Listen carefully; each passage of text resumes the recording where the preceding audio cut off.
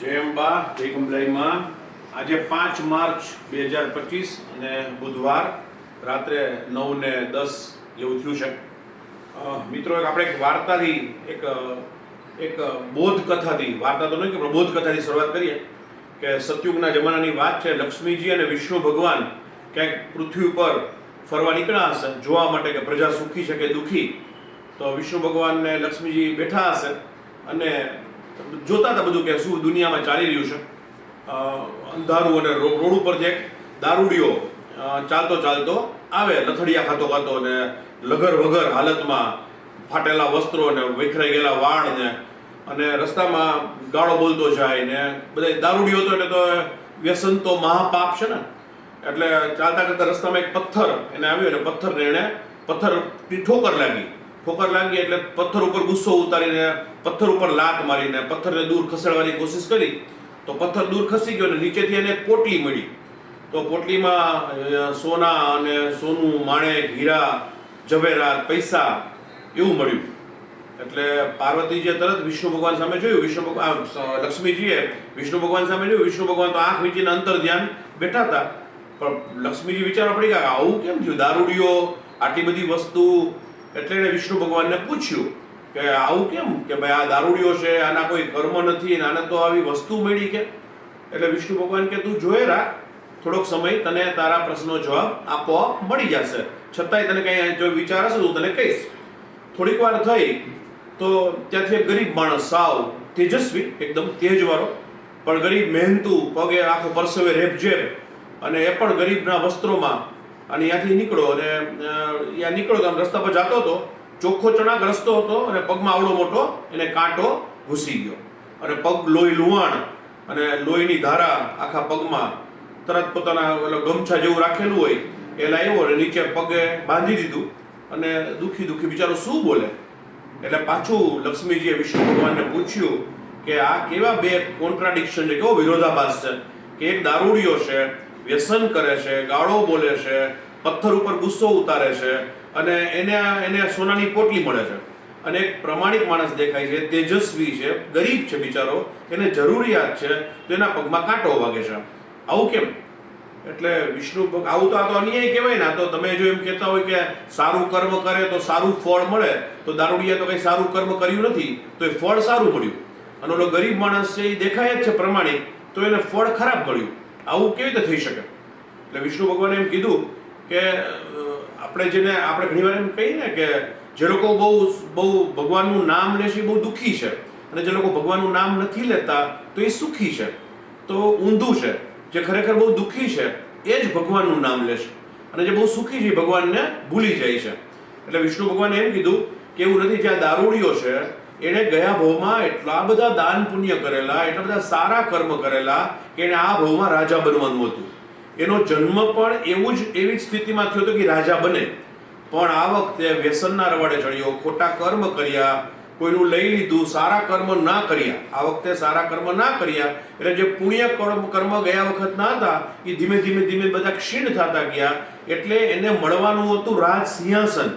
એને આ સમયે મળવાનું હતું રાજ સિંહાસન, પણ પોતે જ પોતાના કર્મને ધોઈ નાખ્યા. એટલે આ વખતે એને મળી માત્ર સોનાની પોટલી. અને જે ભિખારી જો તને દેખાય છે, જે તેજસ્વી તને દેખાય છે, એને ગયા ભાવમાં એટલા બધા ખરાબ કર્મ કરેલા, એટલું બધું એને પાપ આચરેલું કે આ ભાવમાં તેને ફાંસીની સજા કે એને સૂડી ઉપર ચડવાનું હતું.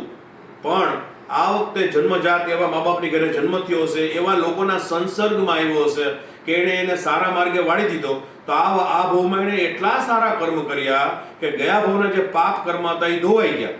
અને આ વખતે એને ખરેખર તો પાપને હિસાબે સૂડીએ ચડવાનું હતું, પણ માત્ર સૂયો વાગ્યો કે કાંટો વાગ્યો. આપણે ઘણી વાર કહીએ ને કે જો માતાજીની ભક્તિ કરીએ તો તલવારનો ઘા 100થી સારી દે. એટલે કર્મ એવું જરૂરી નથી કે આ વખતના જ કર્મ આપણે ભોગવતા હોઈએ, ગયા ભાવના પણ કર્મ હોય સારું. વારંવાર બોલું છું, છેલ્લા વાક્ય હું પાછું બોલીશ. મારો આજનો આ વિડીયો કહેવા પાછળનો હેતુ એ છે કે હવે આપણે જે શ્રી ખંભલાઈ માતાજી ટ્રસ્ટ માંડલ, આપણા આખા પરિવાર માટે જે સૌથી ગૌરવની પળો કહી શકાય એવી લક્ષચંડી, શ્રી મહાશક્તિ ખંભલાઈમાં લક્ષચંડી મહાયાગ અને શ્રી મહાશક્તિ ખંભલાઈમાં લક્ષચંડી મહા અનુષ્ઠાન કરવા જઈ રહ્યું છે. પહેલો સેશનમાં આપણે અનુષ્ઠાન કરશું, બીજા સેશનમાં આપણે મહાયાગ કરવાના છીએ. મહાનુષ્ઠાનની ડેટ આપણે ડિક્લેર કરેલી જ છે કે 12મી એપ્રિલ 2025 શુભ શનિવાર છે. પરમ ગુરુદેવ શ્રી હનુમાનજી મહારાજની જન્મ જયંતિ છે. તે દિવસથી શરૂ કરીને 108 ભૂદેવ તળાવ મંદિરે દરરોજના 6 ચંડીપાઠ કરશે અને કુલ 1,11,111 ચંડીપાઠ આપણે પાઠાત્મક કરવાના છીએ. એની પૂર્ણાહુતિ 18મી ઓક્ટોબર 2025 શુભ શનિવાર અને ધનતેરસના દિવસે, એ પણ લક્ષ્મીજીનો દિવસ છે, તે દિવસે તેની શુભ પૂર્ણાહુતિ થશે. હવે જે લોકો આપ જાણો છો કે લક્ષચંડી જે મહાયાગ ડિસેમ્બરમાં થવાનો છે, એમાં તો એક પણ દાતાની જગ્યા બિલકુલ ખાલી નથી, એટલે એમાં શરમાવશો નહીં.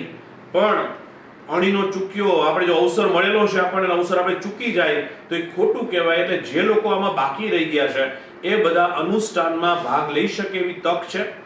ફરી એકવાર આ પહેલો વિડીયો આપણે આના માટે અપલોડ કરી રહ્યા છીએ, જ્યાં તમે ચંડીપાઠમાં તમારું અનુદાન અવશ્ય લખાવી શકશો. એક ચંડીપાઠ આપણે આપણી ઘરે બ્રાહ્મણને બોલાવીએ અને કરાવીએ તો 1.5 થી 2 કલાક, 2.5 કલાક થાય, અને કમસે કમ આપણે એક ચંડીપાઠના 500 રૂપિયા તો દક્ષિણા આપીએ ને.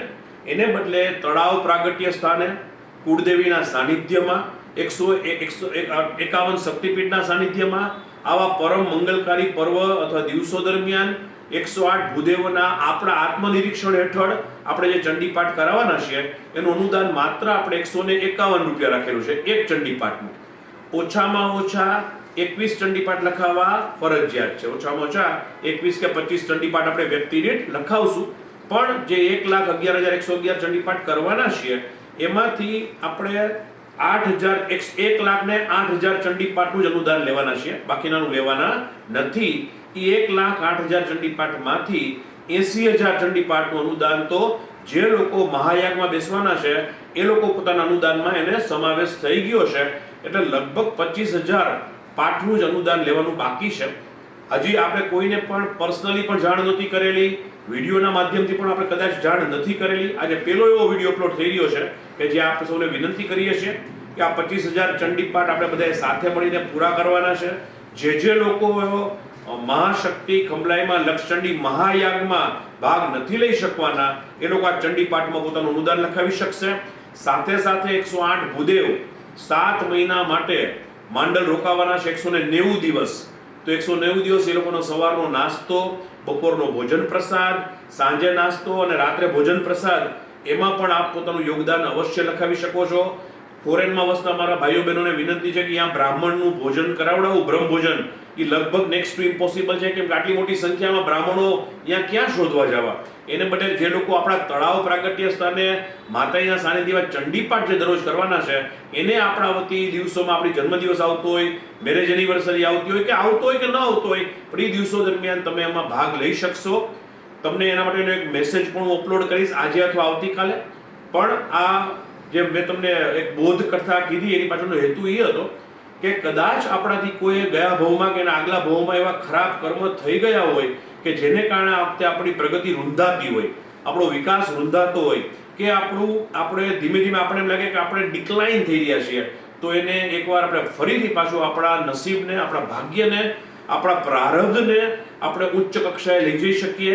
અને એ દારૂડિયાની જેમ ભલે આપણે એને પોતાનું પાપ કરવાને કારણે ક્ષીણ કર્યું, પણ આપણે આપણા પુણ્યના પ્રતાપે ઓલા જે તેજસ્વી બ્રાહ્મણ હતો એમ એ આપણા ઉપર ભગવાન આપત્તિ આવવાની હોય તો આપત્તિ ન આવે, એવું બધું કરવા માટે ચંડીપાઠ માતૃભક્તિ માટેનું અમોઘ અને બ્રહ્માસ્ત્ર છે.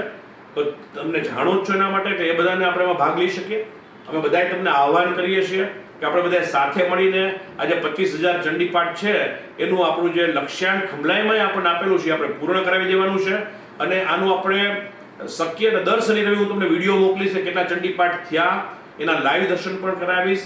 જે લોકોએ મહાયાગમાં લખાવેલું છે પોતાનું અનુદાન પણ અહીંયા અત્યારે ઉપસ્થિત નથી, તો જ્યારે અનુષ્ઠાન શરૂ થશે ત્યારે એ લોકોને આપણે સંકલ્પ પણ કરાવવાના છીએ.